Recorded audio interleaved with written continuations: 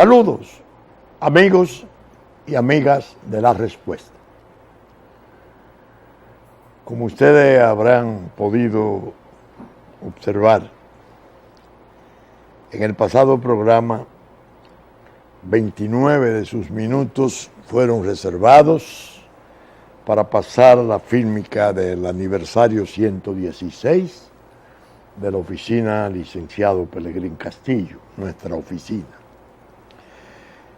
Y eso me permitió abordar dos temas importantísimos, contando solo con 24, 25 minutos del programa. Llamó la atención de algunos amigos la velocidad con que yo expuse durante esos 25 minutos. Y yo les expliqué que en realidad el público de la televisión no es el público de la Corte Penal o del Tribunal Penal. Yo como abogado, desde muy joven, he tenido una velocidad razonable cuando les pongo a jueces, les respondo a defensores o acusadores. Pero una vez pasé a la televisión, reduje la velocidad, porque el público de la televisión es diferente al oír, al escuchar, que una corte y que un tribunal donde hay profesionales que pueden estar al tanto de lo cuanto se le dice, aun cuando tenga mayor velocidad. Así que los amigos sepan que tengo dos velocidades: televisión y corte penal o tribunal penal. Hoy me toca la de la televisión, claro está. Un público generosísimo, creciente según veo, porque ya no puedo describir la cantidad de testimonios que recibo sobre cómo va el programa. Realmente es una satisfacción inmensa la que siento, porque después de 29 años, a los 29 años de programa, uno sentir que está todavía creciendo y que quizás ahora es más importante que en todos los tiempos anteriores, y miren que fueron tiempos anteriores difíciles, satisface, alegra. Ahora bien, hay un tema que para un amigo técnico importante que me visitó al oírme en el programa pasado hablar sobre ese tema, el de los sobrecostos de cerca de 730 millones de dólares que ha exigido su pago Odebrecht a la Corporación de Empresas Estatales, eléctricas estatales. Ese tema, el técnico me vino a ver y me dijo: mire, yo veo siempre la respuesta, y me permití hacer estas notas. No son notas de estudio profundo, porque yo no tengo los documentos, no estuve al tanto de lo que fue la licitación, ni las propuestas, ni todo eso que ha ocurrido para Punta Catalina. Más bien he estado atendiendo, como usted bien dijera, a los que escriben artículos o hacen informes, algunos de ellos muy enjundiosos, o a la respuesta del señor Bichara, que ha estado en la necesidad de responder y explicar muchas cosas. Y lo ha hecho con innegable determinación, es lo que se advierte. Me dijo: yo escribí estas notas que le pueden ser de alguna utilidad. Después de recibir las notas, el mismo técnico me dice después: mire, búsquese en el diario El Día un reportaje que hay en su edición del 31, jueves 31 de agosto, que dice Punta Catalina costaría 36% más si la Corporación de Empresas Eléctricas Estatales paga el reclamo de Odebrecht. Eran declaraciones del señor Bichara explicando la posición de esa entidad como Estado. Ya se conoce, no pagaremos un centavo más. Evidentemente hay una relación de conflicto entre la reclamación formal hecha por acto expreso de Odebrecht exigiendo esos sobrecostos y la posición del Estado. Pero al grabar este programa encuentro en el Diario Libre un artículo interesante, como suele escribir siempre este señor, a quien no conozco, Pedro Silverio Álvarez. La CDE en el laberinto de un contrato deficiente y las demandas de Odebrecht. La sección es en directo, en la edición de viernes 1 de septiembre. Yo acumulé las tres cosas y me puse a meditar. Debo de insistir en el tema y para hacerlo confieso que no he podido separarme de una especie de pesar, de frustración, porque cuando a mí se me contactó en diciembre del 2012 de parte del señor Bichara para darme la información de que el presidente Danilo Medina quería que yo formara parte de la comisión de licitación que se formaría para la cuestión de la planta de carbón por construir, algo que se haría en febrero-marzo, el primer trimestre del año 2013. Cuando yo le hice la observación al señor Bichara de que tal vez no era conveniente que yo estuviera ahí porque yo era director de ética y si se presentaba algún problema entonces yo iba a ser juez y parte, me dijo el señor Bichara, no, precisamente el presidente quiere que usted esté para que no haya problemas. Es decir, es un testimonio que doy de cosas que viví. Y al revelar todas estas informaciones y comentarlas hoy, es lógico, es razonable, es justo que yo lo tenga a mano, que yo lo retenga. ¿Qué habrá podido ocurrir? ¿Qué ocurrió?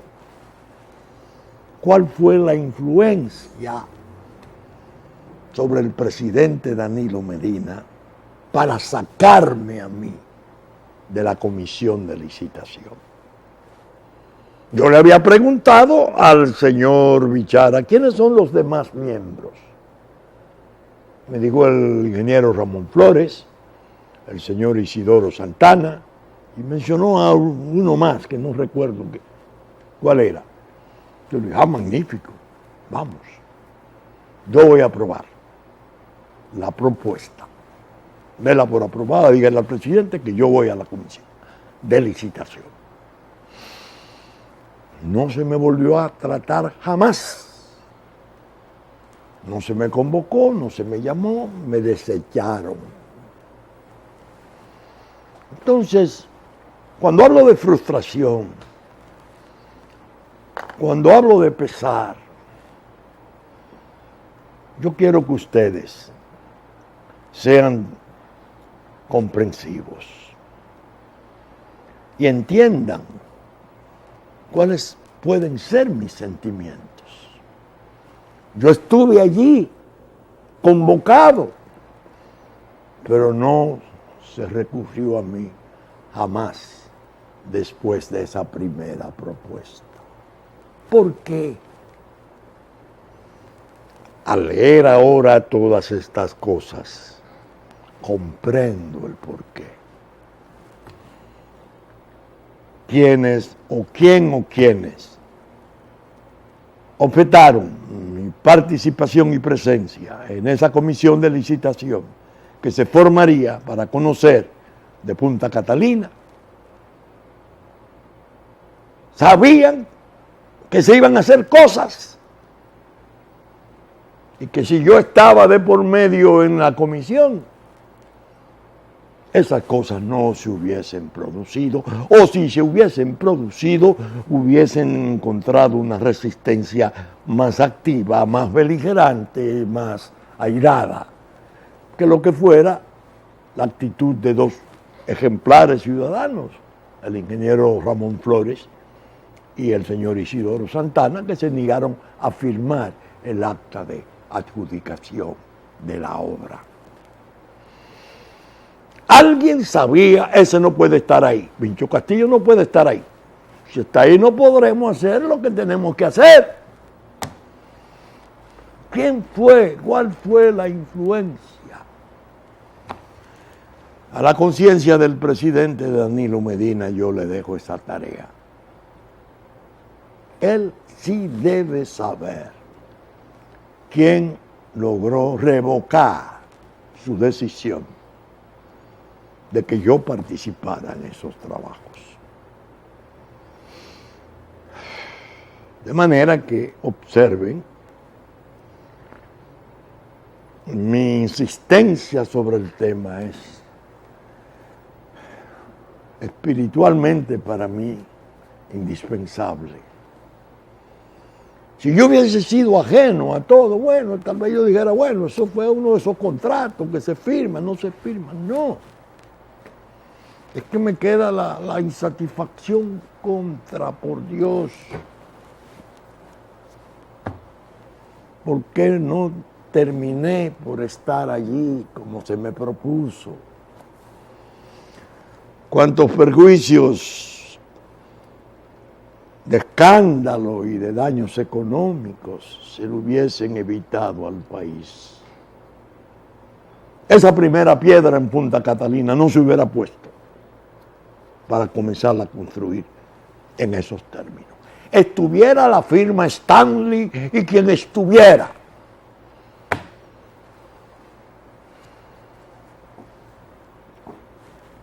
La propuesta financiera de Odebrecht pasó con notas sobresalientes. ¿Quién la examinó? En la República Dominicana. ¿Quién la examinó? ¿Quién la aprobó? Eso está por transparentarse. Nosotros sabemos y lo hemos dicho. Ahí andan, gravitando y pululando alrededor del caso, que es gravísimo y que puede tener repercusiones desastrosas para el país, tan desastrosas como llevarse de encuentro instituciones nacionales, poderes públicos nacionales.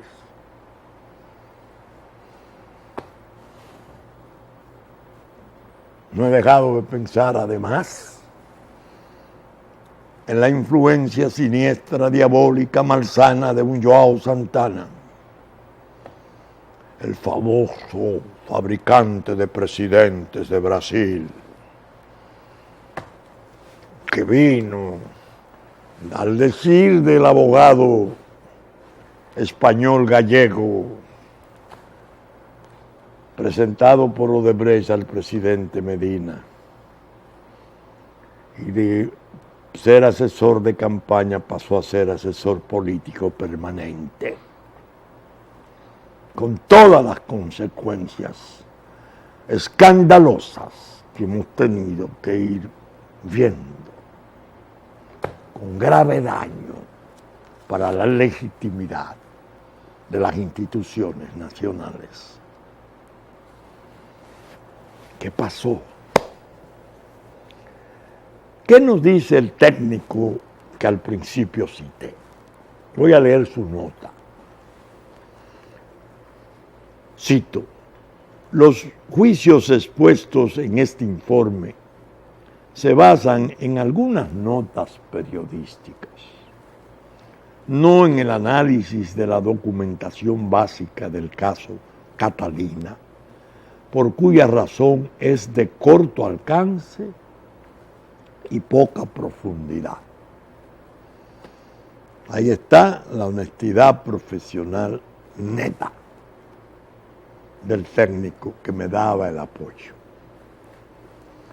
Parece que las modificaciones estructurales al muelle de Catalina no se contemplaron en los planos y especificaciones contenidos en las bases de la licitación, y las mismas se introdujeron ilegalmente después de la adjudicación y firma del contrato.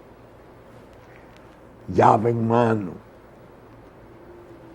Podría decirse que se licitó una obra y se construyó otra. Surgen entonces 4 interrogantes. Primero, se diseñó el muelle licitado, prescindiendo de la batimetría y demás estudios marítimos.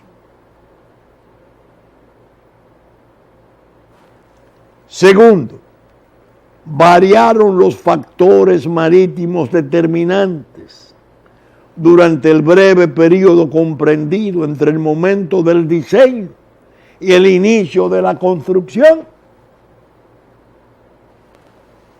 Tercero, ¿quién realizó los estudios oceanográficos defectuosos que sirvieron de base al diseño que figuró en la licitación?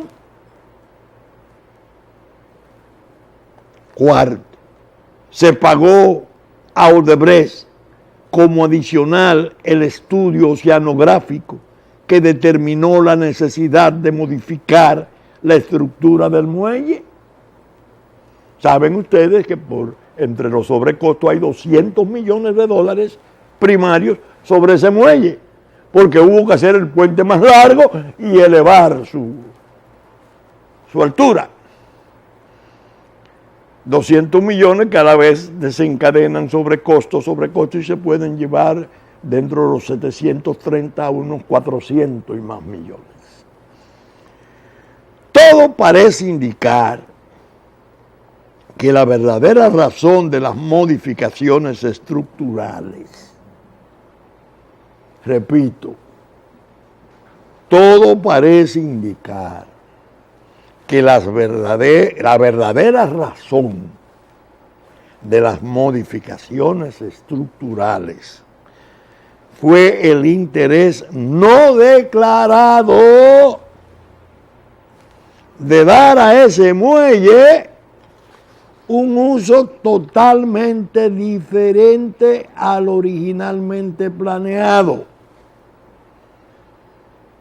En tal caso, es lógico suponer que se decidiera construir un muelle más grande, con capacidad de recibir embarcaciones de mayor calado, un tráfico marítimo más intenso y manejar mayores volúmenes de cargas en contenedores. 2 aspectos legales, dice el informe del técnico. Por ley, ninguna adenda puede aumentar el precio del contrato en más de un 25%. En este caso, sería de un 36%. Segundo, los adicionales antes de su ejecución deben ser aprobados por el contratante. Y una vez ejecutados, procede el pago de su precio en los términos que establezca el contrato. Unas observaciones. Si asumimos que la variación del diseño del muelle obedeció a la detección y corrección de un fallo medular en los estudios oceanográficos, hay que llegar a tres conclusiones. Primera, hubo que contratar y pagar un nuevo estudio. Segundo, en base a ese nuevo estudio hubo que contratar y pagar un nuevo diseño estructural. Tercero, desde el momento en que se inició la construcción acorde con el nuevo diseño, empezaron a generarse las ubicaciones de los adicionales previa aprobación del contratante, que no fue el caso. Es un sobrecosto que se reclama muy posteriormente, cuando ya ha ocurrido el terremoto, cuando se desploma todo y media Odebrecht está presa. Eso dice el abogado, no el técnico. Quinto, B. Es digno de estudio que la ejecución de partidas adicionales por ampliación del muelle incremente el precio del contrato en 165 millones de dólares, mientras se genera un astronómico incremento de 542 millones de dólares de gastos indirectos por la variación del cronograma de ejecución. Los 165 básicos que cuesta el incremento del muelle por la variación del cronograma de ejecución y por las demás derivaciones sube a 542 millones de dólares. Cuando yo leí el informe del técnico amigo, me dije, aquí puede andar. En la perspectiva del técnico de ingeniería, con vasta experiencia en estructuras de ese tipo, pero aquí ha de andar el abogado,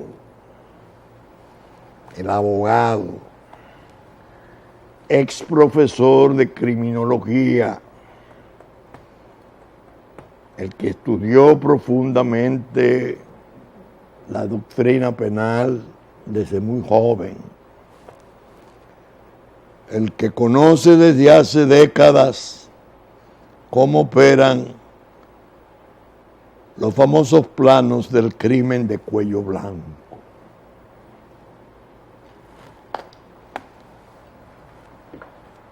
Esa variación de ese muelle, en mi opinión, la logró insertar en toda la estructura de fraude de Odebrecht como sobrecosto, a ser cobrado una vez terminara la obra algún interés poderoso donde pueden estar alojadas prácticas de crímenes de cuello blanco. Asumo esto de muchas maneras, leyendo al señor Silverio, Pedro Silverio Álvarez. Confirmo algo que había oído y había visto en alguna parte. Los terrenos que se expropiaron en Asua para hacer Punta Catalina, dice este señor Silverio, que fueron abandonados, pese a que ya se había decretado la expropiación por razones de interés público, y se trajo a Catalina, Punta Catalina, desde Asua. ¿De quiénes son los terrenos? de Juan Pérez, de Pedrito Castro, de Luis, qué sé yo. No, de Vicini, de los Vicini. Sin expropiación, un enfiteusis, derecho a uso, durante hasta 50 o 25 años, pero siendo propiedad sagrada de ese importante emporio que ha sido columna vertebral de la economía dominicana. Tengo entendido que son de los dueños esenciales de Punta Caucedo, un puerto magnífico de transbordo internacional, que ya sabemos cuál ha sido su utilidad y cuáles han sido sus matices desastrosos para el tráfico internacional de drogas. Vicini. Pero Vicini iba a construir otra planta, una planta de potencia, de $2.000 millones, del mismo precio de Catalina. Pero esa operación se hizo en una forma singular, para que no fuera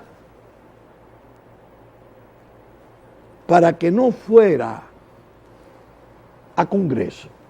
Esos grupos particulares construirían esa planta con la obligación del Estado de comprarle la energía durante 25 años.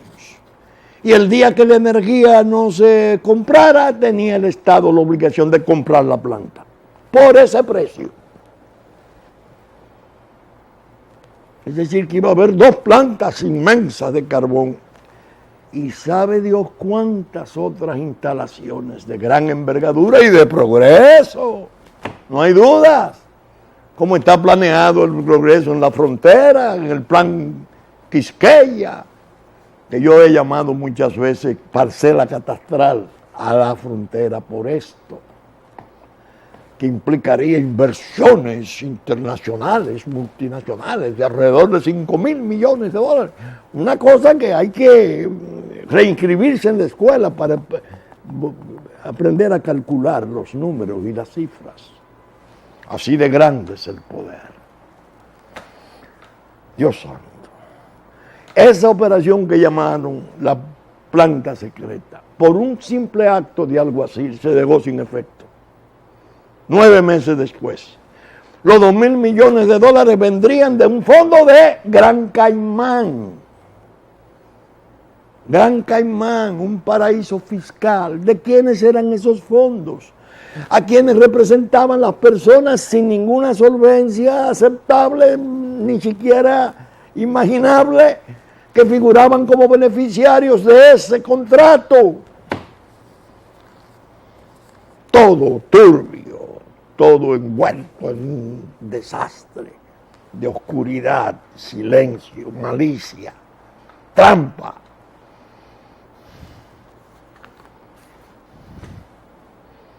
Silverio hace un análisis brillante sobre el contrato, el laberinto del contrato, y va indicando cuál va a ser la suerte del Estado dominicano en esto. Y plantea las cosas de tal forma que uno, cuando lee este informe técnico también, muy interesante, dice, pero ay Dios, entonces vamos a tener que reconocer al final que Odebrecht tenía razón en su cobro. Vamos a terminar en un arbitraje internacional que nos va a condenar irremisiblemente. Y no habíamos acordado con Odebrecht en una relación armoniosa que terminaría la obra. No le perdonamos a Odebrecht que no pudiera buscar el financiamiento porque el Banco del Estado de Brasil se derrumbó también en un fraude paralelo al suyo. o cuasi paralelo, con financiamientos fraudulentos, parte de la misma estructura transnacional de fraude. ¿Qué pasa? Entonces vamos a terminar que sucede que no tenemos razón. Sucede que ellos podían hacer sobre la marcha ese incremento en sobrecosto y no sacarlo al momento que contrataban y no hacer mención del mismo como reserva en Procuraduría, dejarlo aquí en la manga y solo sacarlo cuando el Estado comienza desesperadamente a buscar financiamiento en otras partes y se habla de compañías chinas o no chinas que la van a terminar y se va a excluir Odebrecht, casi como una reacción punitiva frente a la actitud del Estado, el cual ellos se habían encargado de declararlo refugio, paraíso fiscal para sus operaciones totales en la región, de 2.300 millones de dólares dados en comisiones en 10 estados de América Latina.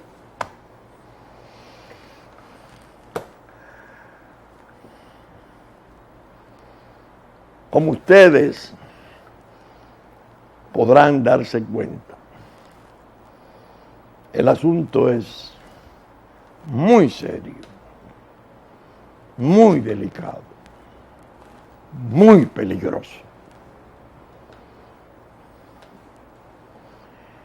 Y tenemos que irnos preparando para saber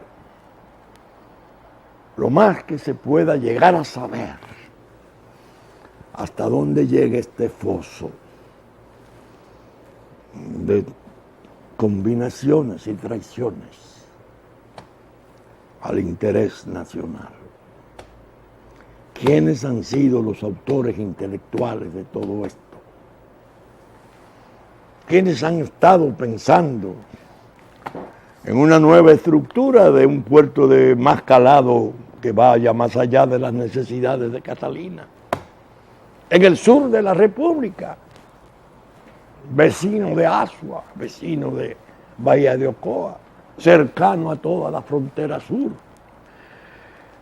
por donde se sabe que está traficando gran parte de las mayores y más peligrosas actividades del crimen organizado mundial. ¿Qué pasa?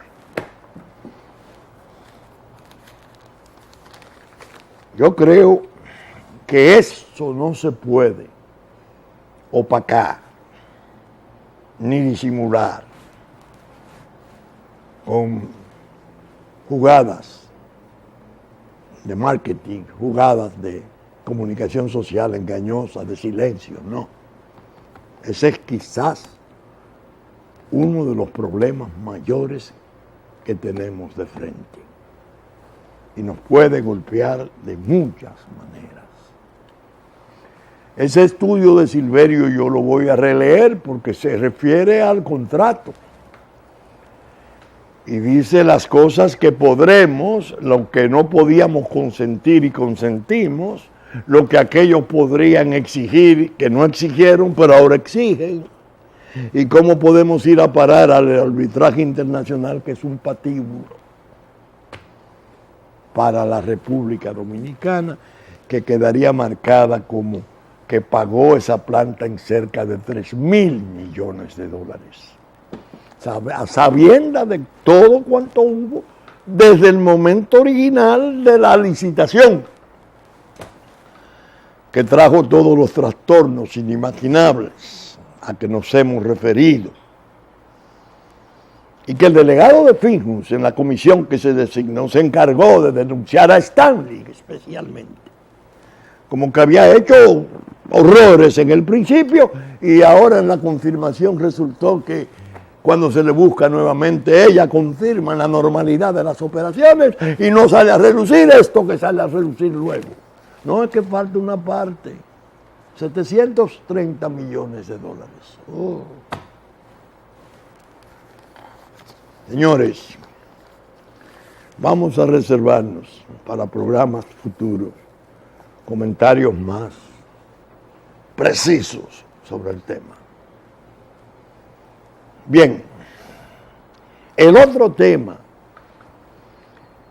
que me vi en necesidad de tratar con la velocidad de exposición que desde joven utilizo en los tribunales en el pasado programa, se refería a algo todavía más importante: los problemas de soberanía, los trastornos de la desintegración del Estado Nacional, hecha por vías múltiples, desde los úteros y los paritorios invasivos y la toma masiva del trabajo nacional y el apersonamiento de cientos de miles, ya de millones de haitianos ilegales en nuestro país. La respuesta también tiene moral para retomar el tema, para insistir sobre el tema. Aunque sea víctima de la injusticia de muchos analistas de élite, que cuando hablan del tema ahora, dicen que es un tema que la política ni nadie trata en profundidad, que lo que hay son explosiones plañideras de algunos nacionalistas exaltados. Nosotros hemos planteado aquí eso muy seriamente. Nos fuimos del gobierno, incluso de la alianza que propiciaba Juan Bosch desde el 93, entre su partido y nuestro partido, precisamente obedeciendo a la inconformidad con que se estaba manejando el expediente de la causa nacional. Dijimos, ha llegado un momento interesantísimo, inimaginable. En Estados Unidos ha aparecido una versión de poder que ha sido sorpresa del mundo. El presidente Trump libra una batalla con medio mundo, especialmente con ese hemisferio terrible y poderoso de la comunicación social mundial a la cual ha desafiado. Pero, paradójicamente, el que está siendo vilipendiado, ofendido, desestimado, despreciado, de todas las maneras que se pueden suponer, mantiene posiciones que a los dominicanos nos favorecen. Y nosotros como dominicanos tenemos que atender a lo que nos favorezca. Y se lo dije al gobierno hace meses, hace ya mucho tiempo. Hay un cambio de mando, atiendan. Se está disolviendo y desvaneciendo la administración Obama. Ya lo de la señora Clinton fracasó. Esta gente que viene con el presidente Trump tiene posiciones importantísimas sobre territorio, inmigración ilegal. Coinciden ellos en muchas de las cosas que nosotros necesitamos. El muro para organizar, no el muro para odioso, para separar, para organizar, para regularizar las relaciones del comercio, las relaciones de todo tipo que puedan establecerse entre dos pueblos diferentes. Lo planteamos por meses y meses y meses. Llega un diplomático, el señor Comey. No lo conozco, lo dije en el programa pasado. Y en discursos escritos, uno en la presentación formal como encargado de negocio, encargado de la embajada de Estados Unidos, de Norteamérica, y otro en ocasión de la entrega de una lancha de contribución para la lucha anticrimen a la Armada Nacional. ese hombre dice las cosas fundamentales que había que decir. Traza la línea de su gobierno de respeto a la política que emprendamos para darle cumplimiento a nuestra Constitución, a nuestras leyes, frente al extranjero ilegal, frente a la cuestión del otorgamiento de nacionalidad. ¿Quién puede o no vivir en nuestro territorio? Dice, ese es un asunto 100% doméstico. Corresponde al Estado. Pero antes dijo en su primer discurso sus dos visitas primeras en la República.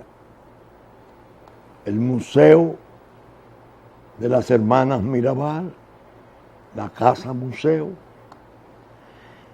y el Monumento a la Restauración de la República en Santiago. Y dice que estaba fascinado por la devoción de los dominicanos, por su independencia, por su autonomía. Es decir, una cosa diametralmente distinta, opuesta a todo lo que había en los últimos años. Aquella política norteamericana que solo pudo sentirse decente y ponderada mientras se mantuvo aquí en su representación un Raúl Izaguirre, que por desgracia estaba afectado del mal de Parkinson y que después se hundió en una serie de espectáculos penosos. Mire dónde va el señor Comey. Este no fue a las escuelas a seducir a adolescentes y hablarle del relativismo y del matrimonio y de las posibilidades de que usted es lo que usted quiera hacer. Usted definitivamente la agenda del matrimonio gay, la agenda pro aborto, todo lo que nosotros hemos combatido y entendemos que son principios terribles de disolución de la familia nacional. Este viene de un modo diferente, por escrito, no son improvisaciones.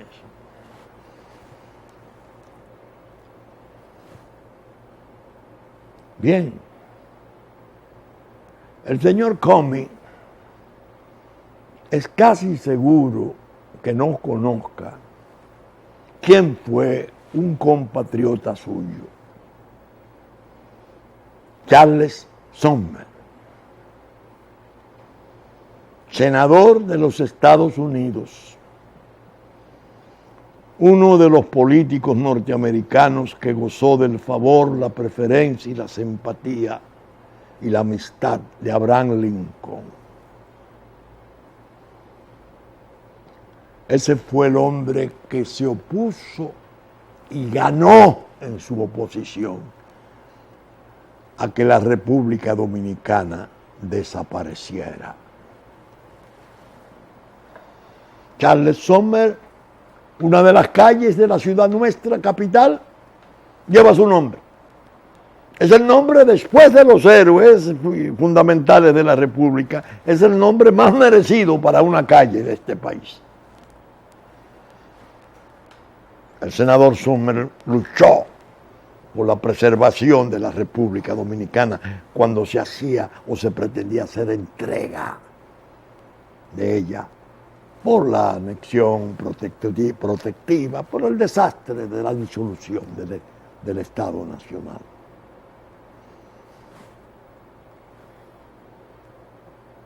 Charles Sumner, señor Comey, es recordado entre nosotros con enorme gratitud. Usted, su presidente, Donald Trump, los hombres claves que asisten a especialmente en lo que a mí respecta, lo señalo, John Kelly, pueden hacer las veces de un Charles Sumner en el tiempo de Abraham Lincoln. Hay que preservar la República Dominicana. No es admisible lo que se está haciendo en su perjuicio. Kelly lo proclamó hace 5 años en Bahamas. Usted viene, señor Comey, y lo dice ahora. ¡Ay! Ve qué gente más atrasada. Esa es la ultraderecha del mundo apoyando a Donald Trump. No. Donald Trump puede resultar para nosotros vital. Y lo va haciendo. Ahora que vi en estos días, antes de ayer, ya contrató las 3 compañías magníficas de su país para comenzar el muro en la frontera sur. Como él ha dicho, para organizar el comercio, la circulación, tratar de parar el crimen. Cuando venga por sus túneles ya veremos, vaya por sus drones ya veremos. Esos son los intereses dominicanos. No la soflama esta vacuente de todos estos relativistas, globalizantes, que viven haciendo alarde de modernismo, de vanguardia. No. Primero la patria. Primero el Estado nacional conservado con toda su gloria, con todo el respeto, con todo el amor a tanta gente maravillosa que supo sacrificarse para hacer de nosotros una nación libre e independiente.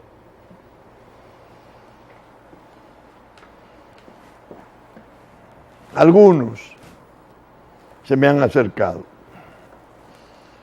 y vienen muchos de buena fe, no voy a decir que de mala fe, a tratar de animarme a que yo sienta desprecio por las manifestaciones que están apareciendo en favor de la República, en protección de su territorio, de su nacionalidad, de su identidad. Yo digo no. Hágalo quien lo haga, siempre será valioso. Aunque no tenga convicciones sinceras, que confiese su error con su conducta, pidiendo otra cosa para el país, diferente a la que le imponían a su país, o con su participación o su silencio, anuente. No todo el mundo está preparado para desafiar los poderes de la tierra. No todo el mundo dice las cosas en desafío de esa hegemonía terrible, de ese leviatán mundial, que aquí lucía imbatible. Pero, y una embajada servida por alguien que yo me limito a calificar como una expresión rauda y pintoresca, ¿no? Pero que innegablemente vino como agente de daño contra el país y que ahora se mantiene activo. Ahora dicen que se está improvisando como lobista, representante del gobierno dominicano, el ex embajador americano. ¿Pero ante quién? Ante la administración Trump, la que ha tenido actitudes allá sobre aborto, sobre matrimonio gay, que son los que él vino a promover aquí. O ellos, porque vino con su esposo para hacerlo, en pareja desconcertante. Esa gente que me ha animado a, mira, ahora vienen, ahora están hablando. No, que hablen, que participen. Yo he estado pidiéndole al propio presidente Medina, rectifique. Incluso cuando el director de migración, el general Muñoz, que fuera ministro de Defensa, fue y habló con los los bananeros de la línea del este, del noroeste, y le advirtió sobre la ley del trabajo, la protección del trabajo nacional, y habló de que iría para la construcción. Nosotros desde aquí animamos la posición. Y dijimos, dudamos que eso sea tan espontáneo. Puede que sean sus sentimientos, claro está. Pero hacerlo públicamente, para hacerlo debe tener algún tipo de anuencia del comandante en jefe, el presidente Medina. De eso hace mes y medio. Y ha ido aumentando la posición. ¿Por qué? Porque se ha ido viendo que han cambiado los términos de control y hegemonía de la geopolítica. Porque es un Trump que no solo tiene las dificultades con la comunicación social, a los propios organismos multilaterales lo pone en su puesto, a OEA, a ONU, le vive diciendo verdades que se han prestado para muchas felonías mundiales. Es decir, que esa otra noticia la tuve que tratar con mucha velocidad. Y quería decir estas cosas. Charles Sumner vive. Su fin fue trágico, porque un exaltado legislador norteamericano, sin razón alguna, en un debate, le dio un bastonazo en la cabeza y lo privó hasta la hora de su muerte de salud. Murió totalmente invalidado. Para pesar ese incidente de Abraham Lincoln, lo estoy diciendo todo con ese nombre, infinito. Manera que, como ustedes podrán aprobarme, hoy he tenido más detenimiento, claro, me quedan tareas pendientes, el contrato según el doctor Silverio, el doctor Pedro Silverio Álvarez, la posición de CDE, según su administrador y presidente Rubén Bichara, y seguir analizando el curso de cómo va Odebrecht y tratar de llevar luz a la tremenda niebla que había sobre Catalina desde el principio, desde antes de producirse, con la planta secreta, con el muelle que surge después como un fantasma, al parecer para otras dedicaciones. Bien, saben ustedes que estamos saliendo por Supercanal, nuestra versión central, a las 11 de la mañana de domingo, 33, 3 del cable, que ya nos anticiparon en Puerto Plata, Cinevisión en Santo Domingo, canal 19 a las 6 de la mañana de sábado. En Puerto Plata, TV3, TV Plata y Musavisión, canal 10 de Puerto Plata, sábado y domingo. Telefuturo, después de la misa de San Antonio, a las 8 de la mañana de domingo. Teleimpacto, canal 22, 52, 12 del mediodía, 9 de la noche y 9 de la mañana del lunes, que no sabía que me habían conservado ese turno. Telenor, San Francisco de Macorís, 12 del mediodía, 6 de la tarde. TNI, canal 51, Telenor a las 6 de la tarde y 12 del mediodía. TNI, 7 de la noche de domingo. Diario Horizonte de New York, Diario Digital Dominicano, que reproducen nuestros contenidos, radiodifusión a cargo de Radio Real de la Vega y los canales amigos de Hit 92, 9 de la mañana de domingo, los canales amigos de Constanza Sabaneta, Montecristi, Higüey, Romana. que reproducen nuestros contenidos en los tiempos pertinentes. Con la gracia de Dios esperamos estar con ustedes el próximo fin de semana en una nueva entrega de La Respuesta, su respuesta.